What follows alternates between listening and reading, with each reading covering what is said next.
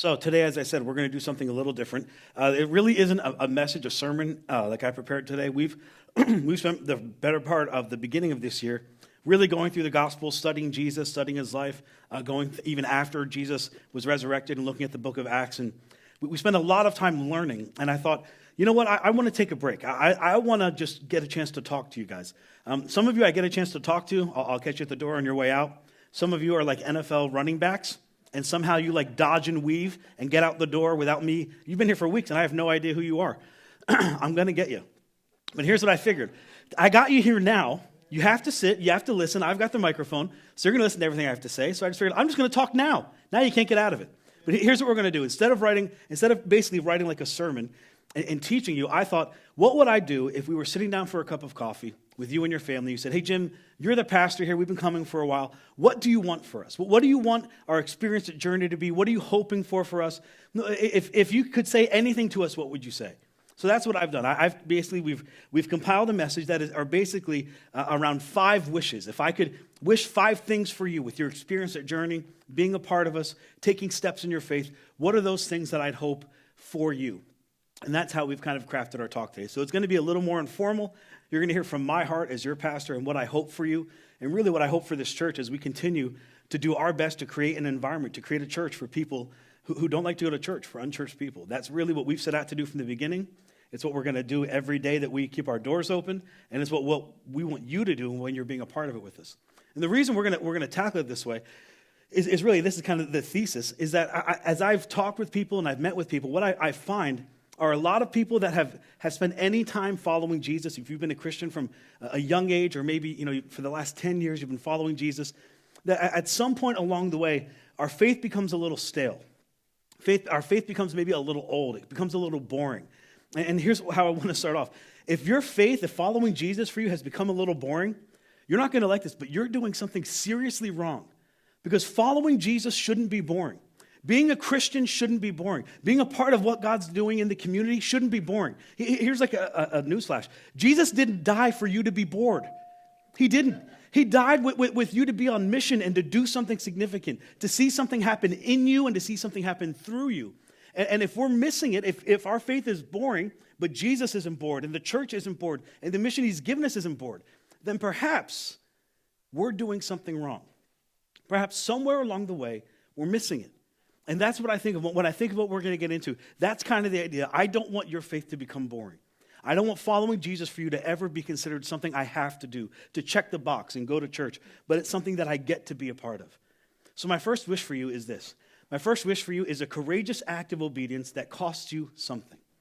I wish that everybody here would have a courageous act of obedience that costs you something. Now, this isn't something that happens all the time. I'm not expecting this to happen every day or every week, even every month. This is something that happens occasionally, but every once in a while, you feel God to begin to nudge on you. Maybe it's in a message. Maybe it's during our worship time. Maybe it's at your small group when you're studying. Maybe it's at home when you're reading the Bible or you're praying. But you feel this nudge to do something significant. And my prayer for you is that when you feel that nudge, you take this courageous step and you do something about it. Yes, it'll cost you something. Yes, there might be a sacrifice involved. But my prayer for you is that you would obey that nudge, that you would respond to it. Because where your obedience is this. I wrote this down. I thought this was a good definition. Obedience is an active opinion that pushes you out of your comfort zone. Obedience is doing something you may not actually want to do, but you're willing to do it anyway. And when your obedience, when your act of faithfulness, shown as an act of obedience to God, intersects with God's faithfulness to you, at that intersection, at that point, something significant happens to you and in you and through you, and you will never, ever, ever be the same. When you're obedient to God and you're faithful and God's faithful to you, right in those crosshairs, in that intersection, something significant happens that changes your life. And I want that for every one of you. I want you to be able to respond when God nudges you to do something, when he kind of moves you out and you feel a little bit uncomfortable and you're willing to take that step, but you're just not sure of what the outcome is. In Christian circles, we have this thing where we call everything deep, right? Well, that was really deep. And I feel like somewhere along the way, we've kind of misinterpreted what the word deep means. It's kind of meant like I go to a church and I hear a pastor and I didn't understand anything he said, so he was really deep.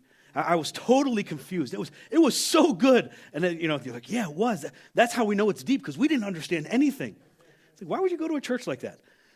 we have this idea that deep is all about information and more information and even being confused. But really, that's not what deep is at all. Deep isn't about information. Deep is about transformation. It's about taking the knowledge you have and doing something with it, being transformed, acting on obedience, a courageous act of obedience that might cost you something in the end, even though you don't want to give it up. Deep isn't about information. Deep is about transformation. How deep can you go? I mean, really, when you think of deep, we think of like we can't touch the bottom. Right, you're in the deep end of the pool, you're out in the lake swimming, and you look down and you can't see and you can't touch. You're out there and you're just overwhelmed, right? Maybe I'm in over my head. I'm so deep, God, I don't know what to do. And we look up and we have to ask God for help. And God says, that's exactly where I want you. At the place where you're dependent on me. At the place where I can show up and I can show off. Because that's what I've seen. When people are willing to follow God, when they're willing to take acts of obedience, when they're willing to step outside of their comfort zone and take God as word, completely unsure of what the outcome might look like. When they're willing to do that, God shows up and God responds. It's like God's been nudging the whole time. Do that. Try this. Give it a shot. And when we're willing to do it, when we step out and we feel completely overwhelmed, God says, now I can do something. Now I can do something in you. And I can do something through you. And that's my hope for you. When you can't touch bottom, obedience is obedience with no guarantee of outcome. I have no idea how this is going to go. I have no idea what the result will be. But I'll follow you. That's how this church got started. About 6 years ago, I had a really good job with a really good pay, and I had insurance, and I had a beautiful wife that just gave birth to a beautiful baby girl. And I felt a nudge to do something different, and I wasn't sure what, I wasn't sure how, I wasn't even sure where. But I decided to follow God, and I quit my job, not having any place to go. I had no idea where I was going to work, had no idea what I was going to do, but my wife and I felt like God was moving us onto something different. And I remember talking to our family, and they love us, they've been our biggest supporters, but they're like, so let me get this clear. You had a perfectly good job with a good pay, you had insurance, you had a beautiful wife who just gave birth to a beautiful baby, and you quit. Yeah, I know it makes no sense. What are you going to do? I've got no idea. Where are you going to go? No clue. Where are you going to work? Not really sure. All I know is that God said move. And my answer was yes. And I followed God. I followed God at his word, and here we are. For some of you, God's been nudging you for a while. And you've taken your time, and you said, well, maybe not now, maybe next time. God, I've got this other thing I've got to do. Or you feel a nudge in church, and then you go home and you eat your lunch and you fall asleep and you completely forget about what God has been nudging you to do. My prayer for you, my wish for you, is that you would follow that nudge. That as God begins to nudge you, as God begins to move in you, you wouldn't say, hold on, God. You would say, yes, God, now what? When we started the church, when we were beginning to start the church, about 6 years ago, when we had this idea for it and we began to talk about it, a year in, a young man came to me and said, I want to know more about this. He had a whole list of questions, so I sat down and I did my best to ask him to answer every question. I got done answering his questions, and he looked at me and said, okay, we're in. And I'm completely kind of flabbergasted because this guy lives here, he has family here, he has a house. What do you mean you're in? He said, yeah, we're in. And I think I looked so shocked, he then followed up with, okay, I'm in, now I've got to go ask my wife.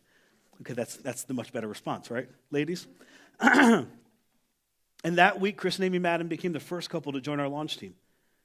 And from that moment on, my wife and I were talking about this last night over dinner. From that moment on, we saw this incredible obedience. Not knowing where, not knowing when, not knowing how. It was all on the line. The answer was yes, and it was, okay, God, now tell me where. We didn't know. We thought it was Portland, and we would take 2 or 3 trips a month down to Portland to get something started. It didn't work. We thought it was going to take 6 months. It ended up taking 2 years. We rewrote the book and came back here and decided to do Hamden. He said, okay, I'm in. He sold his house, moved into a really small rental, did everything he could to get into the community, and here he is. And the entire time, it was never no, it was never maybe. It was yes. Just tell me when, tell me where, and tell me how. I'm in. I wish that for you. That's what that kind of obedience is. It's, yes, God. Now tell me what. Yes, God, I'll go. Tell me where. Yes, God, I'll do it. Just tell me how. I'm in. The rest, God, is up to you. That's what I hope for you. And I could tell you story after story after story of people who have come along the way and become a part of this team. Our entire leadership team at some point has had to answer that and make a sacrifice. Every single one of them is unpaid. And every single one of them, when I asked them to be a part of the leadership team, this is my sales pitch. And tell me how good this was. Listen, it's like 10 or 12 hours of work a week. I need you there every Sunday. I'm going to push you. I'm going to stretch you. I'm going to come down hard on you. And by the way, I can't pay you a thing. Who would take that job? Your leadership team did. Aren't you happy they said yes? Somebody else besides me?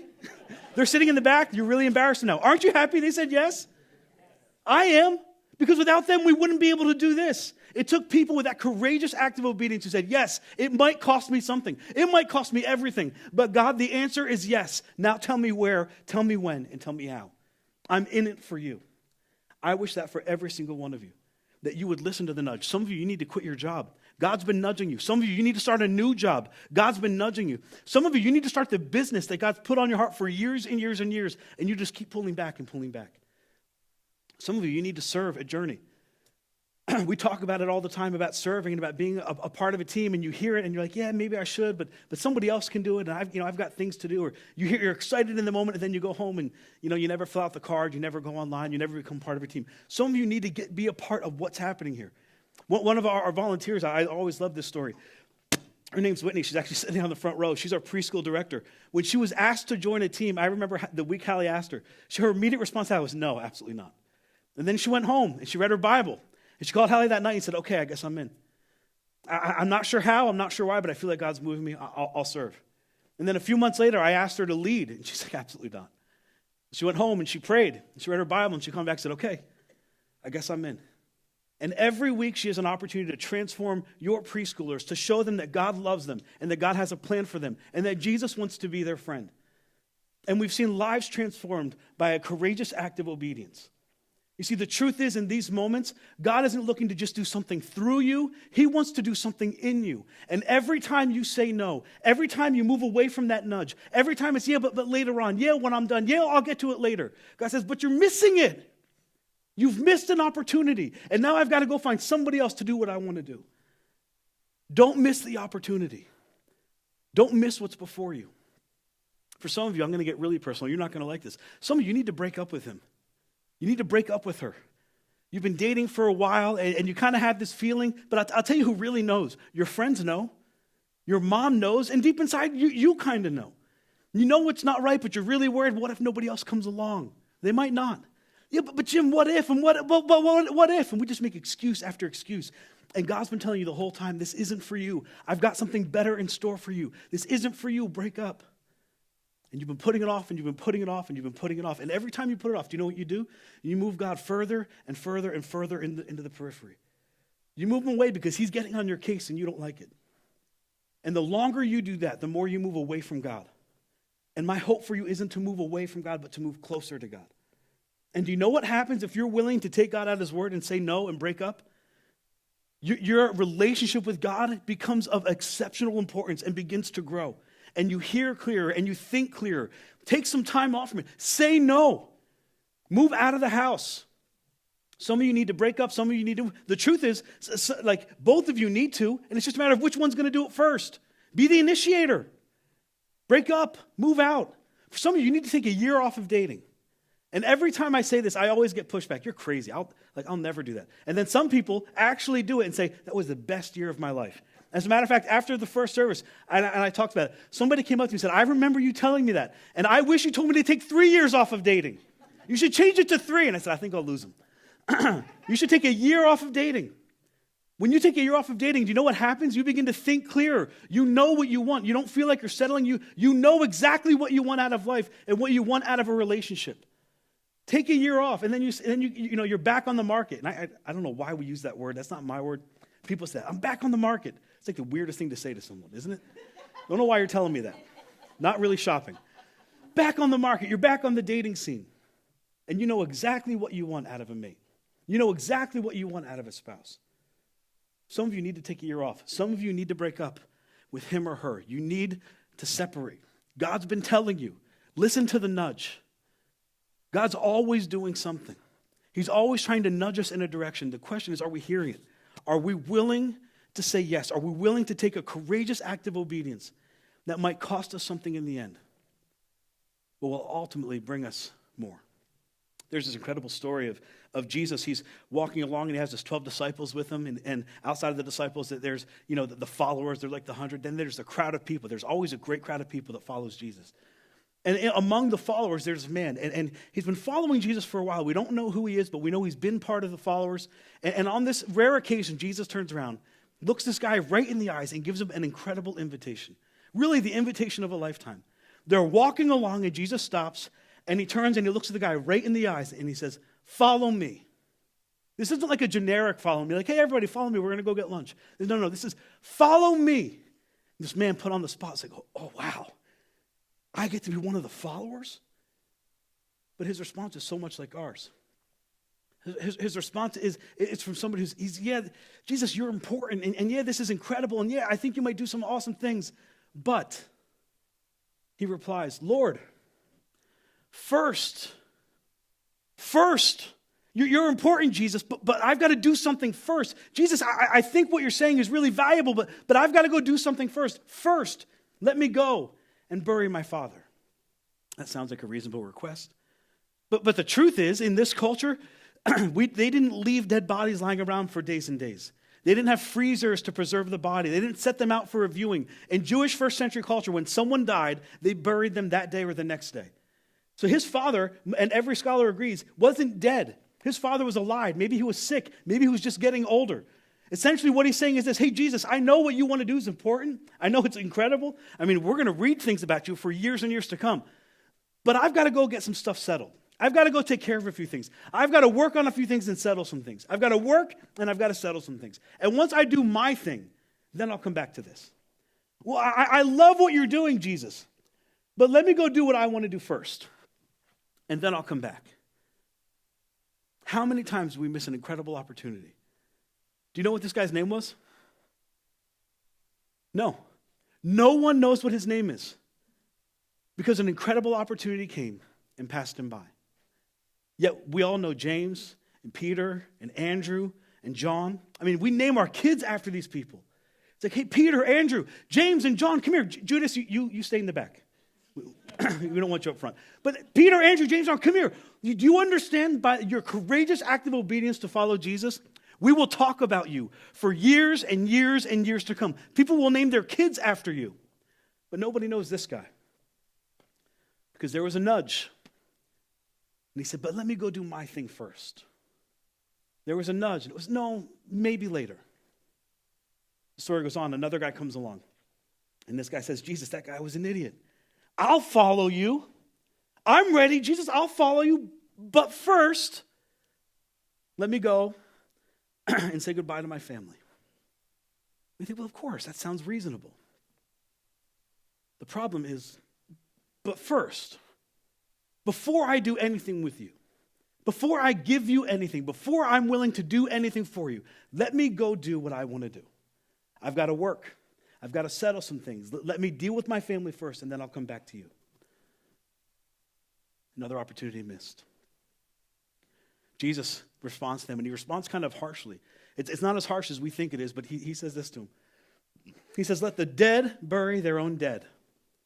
Wow, really, Jesus?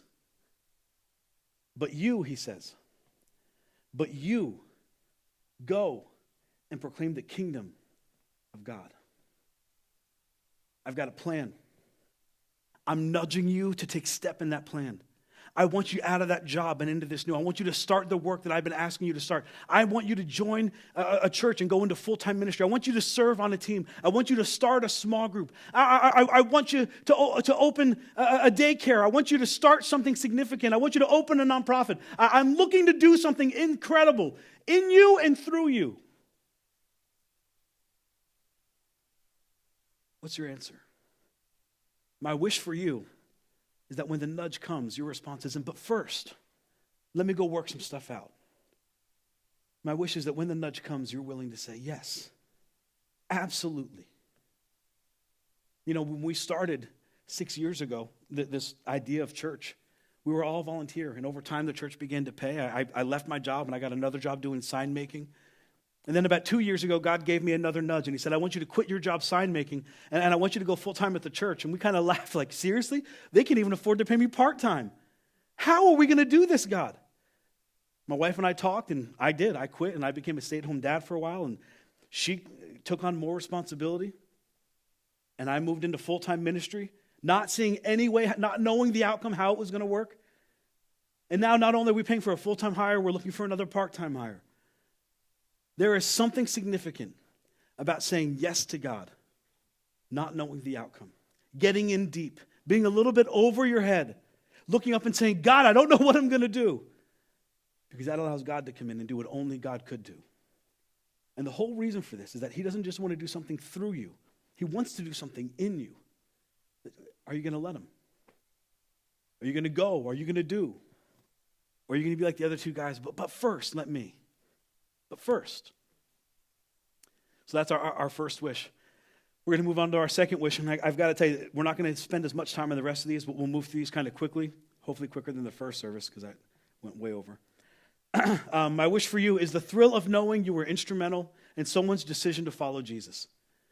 I wish every one of you had an opportunity to know how instrumental and how incredible it is to be a part of someone's story who decides to follow Jesus. Like asking somebody to come to church or extending an invitation. You step outside of yourself and you're uncomfortable. You're anytime you kind of bridge that gap of somebody who you want to make an invitation or you want to talk to about Jesus or you want to invite them to church, there's this uncertainty and there's this nervousness. And most of the time, most people are like prayed up. You're like, well, you should pray about that. I've been praying. I can't pray anymore. You should probably get closer to God. I'm so close to God, I don't even think I could sin. You're wired and you're nervous and you're scared because you're about to do something that's completely uncomfortable, that's completely unnatural. And the truth is, if you're sitting here with someone who invited you to church, you know this just as well as I do. We know they took a leap. We know they took a risk. We know it was uncomfortable. Yet you did it. You extended yourself and you went out on a limb. You went out on a ledge. And my hope for each one of you is that at some point you are part of someone's story who says, I came to faith because of what you did. Actually, I want to take it up another level. My hope for you is that at some point in one of our baptism services, when we're showing the video, when they're talking about their testimony and how they met Jesus, that they reference you by name. It was because of you that I came. It was because of you that I trusted. It was because of you that I joined a small group, that I came to Journey, that I'm following Jesus. There is this untold pleasure of knowing you were a part of somebody meeting Jesus. And for some of you, it's going to take that act of obedience. For some of you, it's going to take that act of courage. It's going to be to extend an invitation. To know that maybe they don't fit in. Maybe you're not sure that they're a Jesus follower, but you're inviting them to a small group anyway, and they come, and it's a little uncomfortable, but then they begin to click, and they begin to open up, and they begin to have all of this interest. For some of you, it's going to be extending an invitation to the lady at work who works 4 cubicles down, and she always asks a bunch of questions. You know she's curious about faith, but you don't know where she is. For some of you, it's going to be inviting a family member who you know if you ask, there's so much on the line because they could make fun of you, or they could ridicule you, they could come and it could stink. I want each of you to know what it's like to be a part of someone's decision to follow Jesus. Let me ask you a question. I thought this was a good one. When's the last time you invited someone to Journey? Let me ask it a little more uncomfortably. When's the last time you showed up at Journey Church and you were nervous because you invited someone and you were scared to death that it was going to be weird? And you've never prayed for me before, but you prayed every day that week. Oh, don't let Jim mess up. I know he's a serious one. Hopefully he's not too spiritual. I know Brian's a funny one, but I hope he's not too funny. I know Chris is great and he leads the worship band, but I hope the music's not weird. I hope he doesn't mess up. I hope he picks the right song. I hope the coffee tastes good this week. You're nervous because you've invited someone and everything's on the line. When's the last time you were nervous because you invited someone to come to Journey? I wish that for every one of you. Because when you feel that way, when you come in nervous, do you know what you do? You begin to see our church through different eyes. You begin to see our church through the eyes of somebody who's never gone to church or maybe hates church and has all these predispositions about how bad it is. You see things that way. And that's what we've set out to accomplish, to overcome all of those kind of roadblocks, to create a church where unchurched people would love to attend. And the only way we know how to do that is if you continue to invite people and be a part of it. As a matter of fact, if you haven't invited someone to Journey, let me ask you, or encourage you, invite them. That's what we do. That's why we set out to do this. We didn't create this for us. The truth is, I could sit at home every Sunday and drink a good cup of coffee and eat my breakfast and stream, a preacher from halfway around the world and play a set list on my iPod. Like, I could do all of those things. We didn't do this for me. We do this for the people to create an introduction to Jesus who need it. We do this for your friends and for your family and for our community and for our neighbors and for the people we work with so that they would have the same opportunity we did to meet Jesus and to know who he is and what he wants for them, not from them. I wish every one of you would have an opportunity to know what it's like to be a part of somebody's faith story. And if you haven't invited someone to Journey yet, let me encourage you. Guys, this is why we do what we do. This is why we made this church. We are sold out to this. And we would love for you to be a part of it with us. My third wish, is this. The freedom and joy of knowing, or rather, the freedom and joy that comes from organizing your financial world around give, save, and live. Now, we've talked about this a lot. We don't talk about money a lot, but every time we do, it comes back to this. I've talked about it from the beginning, and I talk about it now. There is freedom and joy. And everyone thinks, well, giving, save, live, that's not freedom. That sounds like rules. There is freedom and joy from living your life around this idea of give, save, and live, of putting God first, saving, and learning to live on the rest. There is joy in that, and there is freedom in that. And here's why. It's not that I don't want you to have stuff. The truth is, I want you to have stuff. I don't want your stuff to have you. And it doesn't matter how much stuff you have or how little stuff you have. There's something in each of us, this kind of insatiable desire for more, for discontentment. It's not good enough, and I need the new one, I need the bigger, I need the better, I need more of it. My hope is that your stuff doesn't own you, but you own your stuff. And the only way you own your stuff is if you put God first, not your stuff. Is if you're willing to give God first. Save, I'm saving for my future first, or second. And then live. I will find a way to live on the rest. There's one of our leadership team, Seth and Margot Poplawski. Seth plays keyboard, and Margot does our sports camp, and she helps with middle school and nursery. Incredible people. At the end of last year, Seth lost his job. And when it came up, I was really nervous. They had just moved into a house. They just had a baby. The team just rallied around, what can we do? What can we do? What can we do? Nothing. We're fine. Are you sure there's something we can't do? Christmas is coming up. What can we do? No, we're fine. We're good. How are you guys good? Because I've worked my life around this.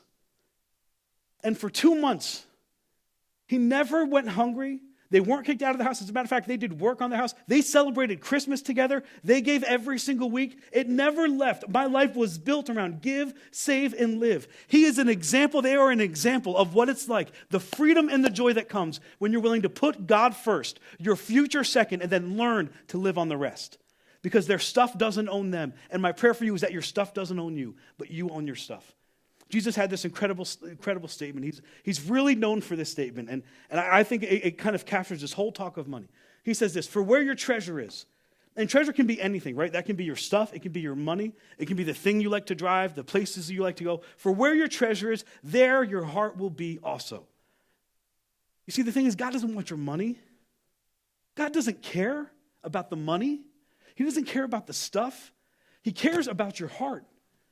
And he knows the only way to get your heart is to have the rest of this. The only way to know that he has your heart is to have all the rest. And when he has all the rest, he has your heart. And you have freedom and you have joy because you're not spending every night awake, worried about your money and how you're going to use it and how you're going to spend it because you've modeled your life. God first, my future second, and I'll learn to live on the rest. You want to know where your heart is? Check your credit card statement. You want to know where your heart is? Watch your online spending. You want to know where your heart is? Check your Amazon Prime orders. You want to know where your heart is? Watch where your money goes. If your money is all about you and your family, then you are all about you and your family. And if you want your money to have more impact, you've got to spread it out. God says, I'm really not concerned about the money. I'm really ultimately concerned about your heart. And if I can have your heart, then I know I have the rest of you. Learn to give, learn to save, learn to live on the rest. My fourth wish is this. Oh, sorry. Well, before I jump to my fourth wish. If you start giving, if you get on a giving plan. And we encourage everyone to do so. We encourage every person here to be on a plan to support their local church. Whether you're a Christian or not, we encourage you to do it because everyone needs a church at some point in time. And everyone's happy there are churches in their communities. You should have a plan to support your local church. And the way we talk about this is through our automated giving online, where you can create a plan to support your church. And if you think this is about money and Jim just wants more money and the Journey does, let me encourage you. Don't give a dime here. Send your money somewhere else. This has nothing to do with us needing more of your money or the church wanting more of your money. It has everything to do with your heart. And as your pastor, I want your heart to be in the right place. I want your heart to be in line with God's plan, with God's will for your life. And the only way we know how to do that is to put your heart where your treasure is. Where's your treasure? If you're willing to get on a giving plan and support your local church, I promise you this. If you start that, you will end up on a spending plan. And a spending plan is just 2 words for a 2-syllable word. You know what that word is? Budget. It's a budget.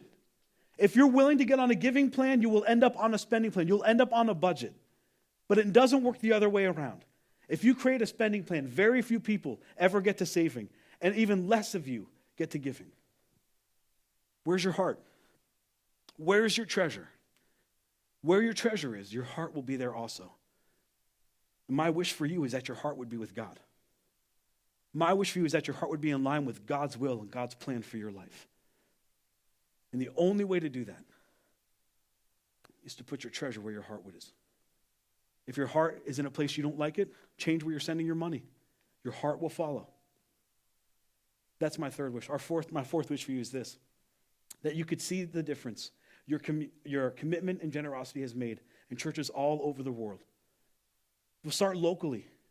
We're a small church. We started 3 years ago, and since then we've been growing, but we're already making a difference in our community and in other churches. Other churches are sending people here to figure out how we do kids ministry and how we create open and welcoming environments. And they're not coming to listen to me. Not one person who's came has come here to hear something I've had to say.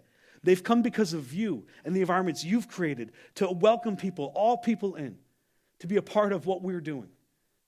We're already making a difference in our community, but we're also making a difference in our nation. There's a ministry we support called the Cooperative Program, Co-op. We send money to them every month to support them. It's all entirely about church planting. We're a church plant. We love church plants. We want to support church plants. We're a part of supporting over 1,000 church plants across the nation and over 120 missionaries across the world. Your money goes far to make a difference, not just in this community, but across the nation and across the world. Another organization we support, and you guys don't get to see this because during the week, you guys have real jobs. Right? You're all busy. This is my world. This is what I get to see. We support another ministry called Restoring Hope Ministries that has set up a work in the Congo in Africa where the land has just been completely divided and tormented by civil war and unrest and abuse and abandonment. And they set out on a mission to create a compound where they can go right in the middle of the action and offer support. Offer crisis counseling, offer care, offer medical assistance, create a place where we can train ministers to bring the gospel out into the community. It started about 3 years ago. They finished last summer and they opened their doors to the first set of ministry training, thinking they'd get about 20 students. They packed the compound out so much so there was only room outside. They're already building their second building, expecting more because the community is ripe for a harvest. People are hungry for the message of Jesus and the love of God. You're a part of that work. You might not have any idea of what your assistance and your generosity does here, but let me tell you, it goes to changing the world. Not just churches in our community, but across our nation and across our world. And my final wish is this, and this is for a very specific group of people. If you've been coming and you find yourself kind of turned off to church, you weren't sure, maybe you came as a kid and you hated it, your experience was awful, you felt abandoned or left out or pushed out, here's my prayer for you, here's my wish for you, that you would keep seeking. And you would keep asking, and you would keep knocking. That you wouldn't give up just yet. That in the end, you would keep trying. You would keep following. Did you know you can follow Jesus before you believe what he believes? His apostles did that. They followed him before they were even sure of who he was. And then when they kind of find out who he was, they unfollowed. And then they refollowed. My wish for you is that you would follow. That you would belong, even before you believe. And then as you follow, maybe you begin to believe what he actually said. Maybe you begin to believe the claims he made about his life. Maybe your questions begin to get answered. But don't stop seeking. Don't stop asking. Don't stop knocking. Follow and see what Jesus is willing to do. And all of this, all that we do, it all comes back to one incredible conversation Jesus had with his disciples. Jesus is talking to his disciples, and he begins to ask him, he wants to know what's happening in our community. People are beginning to stir, people are beginning to ask questions, so he sits down with his disciples and says, hey guys, who do people say that I am? Well, some people think you're a devil. Some people think you're an angel. Some people think you're Moses or you're Elijah incarnate. That's all weird. Who do you say I am? But who do you say that I am? Simon Peter replied, you are the Messiah, the Son of the living God. You're the one we've been waiting for. You're the one our entire religion was founded on and for. Jesus, you're it. Jesus replied to him and said this, blessed are you, Simon, son of Jonah, for this was not revealed to you by flesh and blood, but by my Father in heaven. There's no way you could know this unless God told you. Everyone else has missed this. Thousands and thousands and thousands of people have heard and have not understood. But Simon, you understood. And then he says this, and I tell you that you are Peter. He changes his name. And on this rock, not Peter, but on the rock of that statement, that I am the Messiah, that I am the Son of God, that I am what's been talked about and prophesied about and proclaimed about. I'm that thing, this rock. On that I will build my ecclesia. And that word ecclesia, I go back to that because we reference that word as church, but there was no word for church. Church is a German word. Jesus wasn't speaking German. He said, this is my movement. This is my people. This is the viral thing that I'm about to start and that I want you to be a part of. And I will build my movement, and the gates of hell, the gates of Hades, will not overcome it. That's his way of saying, I'm going to do this thing, and no one's going to stop it. They tried for hundreds of years. They persecuted. They tried to drive the church out. And do you know what happened? It grew and it got stronger and it got stronger. So that over 2,000 years later, here we are having the same conversation about the same incredible people. I will build my church. I will build my movement. No one's going to stop. But here's the thing. I want you to be a part of it. Would you build it with me? For some of you, God's nudging you even now. For some of you, God's saying, but there's more. For some of you, He's saying, just don't stop asking. You see, my question for you is I want this courageous act of obedience. It's not about information. It's about transformation. Are you going to allow God to do something in you and through you? And if you will, your world, your life, your family will never be the same. Let me pray for you. Heavenly Father, God, I thank you for an opportunity to share, God, from my heart. To share, God, exactly what it is I've been feeling, and really, God, what I want for this church and what I want for everybody who's a part of it. I pray that you'd give us the wisdom to see, God, the things that you want to do in our lives. The wisdom to see that nudge, God, to maybe to take a step, to quit a job, to start a business. God, to join a team or join a small group. I pray that we would shift our lives, God, around putting you first, our future second, and then learning to be satisfied and live on the rest. I pray you'd give us the wisdom to do it, God, and the courage to do it when it gets tough. In Jesus' name, amen.